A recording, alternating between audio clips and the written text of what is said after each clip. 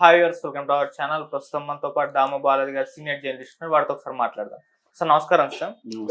Sir ఈ మధ్య కాలంలో ప్రవచనకారులకు అంటే ఇటు చాగంటి గారు కానివ్వండి, ఇటు గరికపాటి గారు వీళ్ళిద్దరికి కూడా కాస్త బ్యాడ్ టైం నడుస్తున్నట్టుగా కనిపిస్తూ ఉంది సార్. మొన్నటి వరకు కూడా గరికపాటి గారి ఇష్యూ మనం చూసాము. వాళ్ళ మొదటి భార్య వైపు నుంచి ఆరోపణలు, కథనాలు ఎన్నో వచ్చాయి. ఇప్పుడు ఏపీలో చాగంటి గారికి అవమానం జరిగింది తిరుమలలో అని చెప్పేసి ఒక వార్త వైరల్ అవుతుంది. దీని పట్ల బిఆర్ నాయుడు గారు చైర్మన్ కూడా ప్రెస్ మీట్ పెట్టి క్లారిటీ ఇచ్చారని కూడా చెప్తున్నారు. అసలు ఏం జరిగింది తిరుమలలో? మరి నిజంగా చాగంటి గారికి అవమానం జరిగిందా? మీరేం చెప్తారు సార్? నువ్వు అన్నట్టు చాగంటికి ఇటు గరికపాటి ఇద్దరికి కూడా ఒక నెగిటివ్ ప్రచారాలు అనేవి వస్తున్నాయి. మామూలుగానే ఎవరైనా వెరీ పాపులర్ అయినప్పుడు ఆ పాపులారిటీ వెనక ఒక నెగిటివిటీ అనేది కూడా ఖచ్చితంగా ఉంటుంది. అది అన్ని రంగాల్లో వర్తిస్తుంది, ఆధ్యాత్మిక రంగంలో కూడా ఇది వర్తిస్తుంది. అలాగే ఇప్పుడు అక్కడ ఆంధ్రప్రదేశ్లో చాగంటి కోటేశ్వరరావు అని మోరల్ ఎడ్యుకేషన్కి ఆయన ఇన్ఛార్జిగా పెట్టారు. ముఖ్యంగా విద్యార్థులను గైడ్ చేయడానికి, మోరల్స్ని ఎలా ఎడ్యుకేషన్లో భాగం చేయాలనే దానికి ఆయన సలహాలు ఇవ్వాలని చంద్రబాబు ఆయన్ని నియమించాడు. క్యాబినెట్ ర్యాంక్ ఇచ్చాడు. ఆయనకి 2 లక్షల పైన శాలరీ ఇచ్చి, అట్లాగే సిబ్బంది మిగతా వాటికి ఒక 15 lakhs ఎంతో నెలకి ఇచ్చి ఆయనకు ఒక క్యాబినెట్ ర్యాంక్ ఇచ్చారు. క్యాబినెట్ ర్యాంక్ మినిస్టర్లకి అన్ని చోట్ల రాష్ట్రంలో వాళ్ళకి ఎక్కడ వెళ్ళినా కూడా వాళ్ళకి ఒక ప్రోటోకాల్ ప్రకారం కొన్ని మర్యాదలు అవన్నీ ఫాలో కావడం ఉంటుంది అన్నమాట. యాక్చువల్గా అలాగే ఇక్కడ కూడా రేవంత్ రెడ్డి ఈ గరికపాటి నరసింహారావుని ఇక్కడ స్పిరిచువల్ టూరిజానికి ఇన్ఛార్జిగా పెట్టాలనేది ప్లాన్ ఉన్నింది. దానివల్లనే ఈ మొదటి భార్యని ఎప్పుడో 9 నెలలు ముందు చేసుకున్న ఆమె వీడియో చేసిన దాన్ని అది ఆల్రెడీ డిలీట్ కూడా చేసింది ఆమె. కానీ దాన్ని కొంతమంది సేవ్ చేసి పెట్టుకొని దాన్ని బయటికి తీశారు. దాన్ని ఎప్పుడైతే బయటికి తీశారో ఆమె మీద నైట్ వచ్చేసరికి మళ్ళీ ఆమె రంగంలోకి వచ్చింది. ఇలాగా దీని వెనక ఒక ప్లాన్ ఉంది. ఆయన్ను ఈ పోస్ట్లో నియమించకుండా చేయడం కోసమే ఒక కుట్రపూరితంగా చేశారు. నిజానికి ఎప్పుడో 40 ఏళ్లకు ముందు వాళ్ళిద్దరు వివాహం చేసుకున్నారు. 15-20 years ముందు విడిపోయారు. ఇప్పుడు అసలు ఇష్యూ కాదు అది.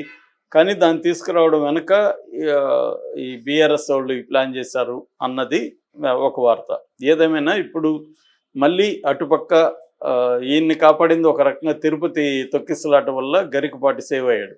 ఎందుకంటే మీడియా అంతా అటు డైవర్ట్ అయ్యి ఈయన్ని పట్టించుకోలేదు. ఈ లోపల మొదటి భార్యతో కూడా వాళ్ళు ఏదో రాజీకి వెళ్ళి ఆమెను సైలెంట్గా చేశారు. ఆమెన్నీ కూడా డిలీట్ చేసేసింది. ఇప్పుడేమో చాగంటిది మళ్ళీ అక్కడ గొడవైంది. జనరల్గా చాగంటి పెద్ద వివాదాల్లో ఉండడు. గరికపాటి కొంత వివాదాలు ముందు నుంచి కూడా కొన్ని ఉన్నాయండి. ఎందుకంటే ఆయన మాట్లాడే పద్ధతి హార్ష్గా ఉంటుంది.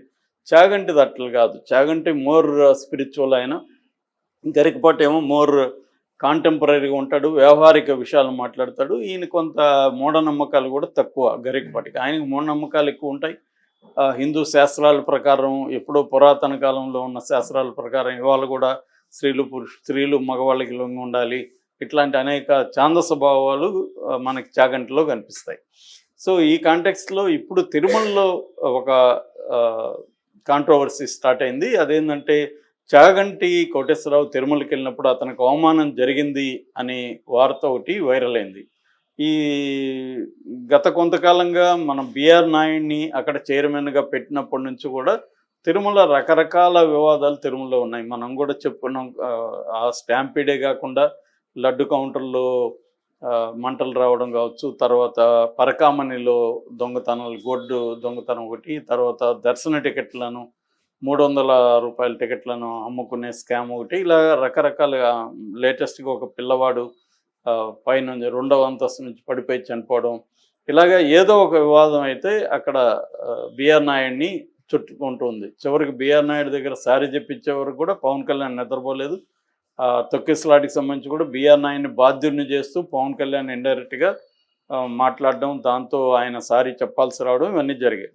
అప్పటి నుంచి కూడా బిఆర్ నాయుడికి యాంటీగా తెలుగుదేశంలోనే ఒక వర్గం, అంటే ఒక మీడియాలో, తెలుగుదేశం మీడియాలో ఒక వర్గం ఆయన్ని అక్కడ పెట్టడం ఇష్టం లేదు అనేది, ముఖ్యంగా ఆంధ్రజ్యోతి రాధాకృష్ణకి ఇష్టం లేదు అనేది ఒక వార్త వైరల్ అవుతుంది. దానివల్ల తెలుగుదేశంలో మీడియానే 2గా చీలిపోయి ఒక వర్గమేమో, ఎందుకంటే ఆయన TV5 ఓనర్ అని అందరికీ తెలుసు బిఆర్ నాయుడు. TV5 దాన్ని సపోర్ట్ చేసే ఒక మీడియా వర్గం ఆయన్ని హైలైట్ చేస్తుంది. ఇంకొక మీడియా వర్గం ఏమో అక్కడ ఏ లోపాలు ఉన్నా దాన్ని హైలైట్ చేసి చూపిస్తుంది, ఆయనే బాధ్యుడిని చేస్తుంది. నిజానికి సాక్షి లేదా వైసీపీ వాళ్ళు చేయాల్సిన పని తెలుగుదేశంలోనే ఒక వర్గం చేస్తుంది కాబట్టి వాళ్ళకు కూడా హ్యాపీగా ఉంది. సో ఈ క్రమంలో ఇప్పుడు చాగంటి కోటేశ్వరరావుకు అవమానం జరిగిందనేది వార్త గుప్పమంది. ఇదేంటంటే చాగంటి కోటేశ్వరరావు ఎవ్రీ ఇయర్ జనవరిలో ఆయన వెళ్ళి అంటే కొత్త సంవత్సరం వెళ్ళి తిరుమలకి వెళ్ళి దైవ దర్శనం చేసుకుని ఆశీర్వాదం తీసుకొని రావడం ఆయనకు ఆనవాతి. ఓన్లీ జగన్ ఉన్నప్పుడు మాత్రం నేను సరిగా వెళ్ళలేదని ఆయన చెప్పుకున్నాడు. ఏదేమైనా అక్కడికి వెళ్తుంటాడు.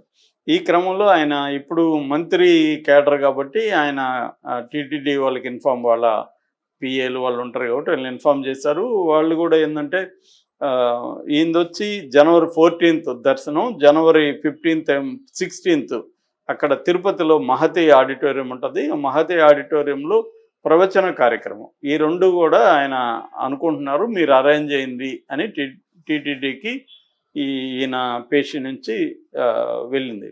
సో టీటీడీ కూడా బోర్డు కూడా ఈయనకి ఏర్పాట్లు చేసింది. మామూలుగా మంత్రి వచ్చినప్పుడు ఏమవుతుందంటే ఆయన్ని ఒక మంచి గెస్ట్ హౌస్లు పెడతారు. అలాగే ఈయన్ని కూడా రాజబగీచా గెస్ట్ హౌస్లు పెట్టారు. అక్కడ నుంచి బగ్గీస్లో ఆయన్ని తీసుకెళ్ళడం, అక్కడ మామూలు అందరితో పాటు కాకుండా ప్రత్యేకంగా బయోమెట్రిక్ ద్వారా ఆయనకి దర్శనం అంటే షార్ట్ కట్లో దర్శనం చేయించడం, ఇది ఆనవాయితీ మంత్రులకి వచ్చే ప్రోటోకాల్. అందువల్ల అదే ప్రోటోకాల్లో ఈయన కూడా క్యాబినెట్ ర్యాంక్ కాబట్టి ఈయనకు కూడా వర్తించాలి కాబట్టి చేయాలి. కానీ ఈయన అలా కాకుండా ఈయన్ని వైకుంఠం కాంప్లెక్స్ ఏదైతే ఉందో దాంట్లో భక్తులతో పాటు ఈయన కూడా వెళ్ళాడు. అంటే ఈయనకు అవమానం జరిగింది, కావాలనే చేశారు అనేది ఒకటి. రెండవది ఈ మహతిలో ఉండే ప్రవచన కార్యక్రమాన్ని కూడా క్యాన్సిల్ చేసేసి ఆయన అవమానించి పంపించారు అని కొంతమంది ముఖ్యంగా చాగంటి భక్తులు సోషల్ మీడియాలో పెద్ద ఎత్తున పెడుతున్నారు. దీన్ని వైసీపీ కూడా ఉపయోగించుకొని వైసీపీ సోషల్ మీడియా కూడా దీన్ని బలంగా పెడుతుంది. ఎందుకంటే వైసీపీ సోషల్ మీడియాలో చాలామంది మీద అరెస్టులు చేశారు కాబట్టి ఇప్పుడు వాళ్ళు ఏంటంటే ఇట్లాంటి ఇష్యూలు, దీంట్లో వ్యక్తిగతమైన దాడులు కాదు కానీ ఇట్లాంటి ఇష్యూల్లో వాళ్ళు చొరబడి భక్తుల రూపంలో ఇంకొక రూపంలో వాళ్ళు దీన్ని వైరల్ చేయడం అనేది చేస్తున్నారు. ఈ క్రమంలో బిఆర్ నాయుడు క్లారిఫై చేశాడు, ఆయన ట్వీట్ చేశాడు. ఆయన ఏం చేస్తున్నా అంటే మేము ఏ రకంగానూ చాగంటిని అవమానించలేదు, ఆయన్ను మంత్రి స్థాయిలో ఎట్లాగైతే ప్రోటోకాల్ ఉందో ఆ ప్రోటోకాల్ ప్రకారం ఆయనకి అన్ని అరేంజ్ చేశాము, ఆయనకి బగ్గీ ఇస్తామన్నాము, ఆయనకి ఈ దాని ఏమంటారు బయోమెట్రిక్ ద్వారా షార్ట్కట్లో దర్శనం కూడా చేయిస్తామని ఆయనకి ఇన్ఫార్మ్ చేశాము. బట్ ఆయనే వద్దన్నారు. ఆయన ఏమన్నారంటే నాకు వైకుంఠ దీంట్లోనే వెళ్తాను, ఇంతకుముందు కూడా అలాగే వెళ్ళేవాడిని, నేను అదే ప్రిఫర్ చేస్తానన్నారు. సరే ఆయన కోరికను మేము కాదనలేక చేశాము. అయితే ఇక్కడ మహతి ఆడిటోరియంలో ప్రవచనాలకు సంబంధించి మాత్రం ఆల్రెడీ వాతావరణం బాగాలేదు కదా, తిరుపతిలో తొక్కిసలాట జరిగింది, దాని మీద కమిషన్ విచారణ జరుగుతుంది. ఈ క్రమంలో మీరు అక్కడ చెప్పడం కరెక్ట్ కాదేమో, కొంత పోస్ట్పోన్ చేసుకోండి అని మేము ఆయనకి సజెస్ట్ చేసాము. ఆయన కూడా హ్యాపీగానే ఒప్పుకున్నారు, కన్విన్స్ అయ్యారు. అందువల్ల అది పోస్ట్పోన్ అయింది తప్ప మేము కావాలని దాన్ని ఏమి పోస్ట్పోన్ చేయలేదు. ఇది కావాలని కొంతమంది దుష్ప్రచారం చేస్తున్నారు, వాళ్ళ మీద మేము చర్యలు తీసుకుంటామని బిఆర్ నాయుడు క్లారిఫై చేశాడు. సో ఇప్పుడు ఇక్కడ మనకి వార్త ఏంటంటే ఆయనకేమన్నా అవమానం జరిగితే ఆయన చెప్పాలి. ఎవరు చాగంటి కానీ చెప్పుంటే దానికి అథెంటిసిటీ ఉంటుంది. నాకు ఇలా టీటీడీ వాళ్ళు అవమానం చేశారు అని ఆయన ఏమన్నా చెప్పుకొని ఉంటే అది ఇది వర్తిస్తుంది. ఆయన చెప్పనప్పుడు పుకార్లుగానే మనం భావించాల్సి ఉంటుంది అన్నమాట. ఎందుకంటే బిఆర్ నాయుడు అఫ్సైల్గా చెప్పాడు కాబట్టి అదే వాస్తవంగా మనం నమ్మాల్సి ఉంటుంది. ఎందుకంటే దానికి కౌంటర్గా ఈయనేమి చెప్పలేదు, చాగంటి నాకు అవమానం జరిగిందని చెప్పలేదు. సో మామూలుగా వాళ్ళు జనరల్గా ఆలోచిస్తే చాగంటిని అవమానించాల్సిన అవసరం వాళ్ళకి ఏముంటుంది. సో మామూలుగా దర్శనం అనేది ఇలాంటి దర్శనాలు బోల్డ్ రోజు చేయిస్తూనే ఉంటారు. సో చాగంటి చేయించడం వాళ్ళకి పోయేదేం లేదు. అట్లాగే ఈ ప్రవచనాలు కూడా ఆయన రాష్ట్ర వ్యాప్తంగా ఎప్పటి నుంచో చెప్తున్నాడు. కొత్తగా ఇప్పుడు ఆయన ఆపడం వల్ల వాళ్ళకి టీటీడీకి వచ్చేది ఏముంటుంది. కాబట్టి ఇదేంటంటే రకరకాల ఒకసారి ఇది ఇప్పుడే కాదు, జగన్ ఉన్న 5 ఏళ్లలో కూడా తిరుమల తిరుపతి దేవస్థానానికి సంబంధించి రోజుకు ఒక వివాదం ఏదో ఒకటి వస్తూనే ఉండేది. అదేంటంటే అది ఇంటర్నేషనల్గా పాపులర్ కాబట్టి తిరుమల కూడా ఎప్పుడూ రాజకీయాలు ఎంటర్ అయిపోయినాయి అక్కడికి. మనకి ఎక్కడ కూడా రాజకీయాలు ఎంటర్ కానీ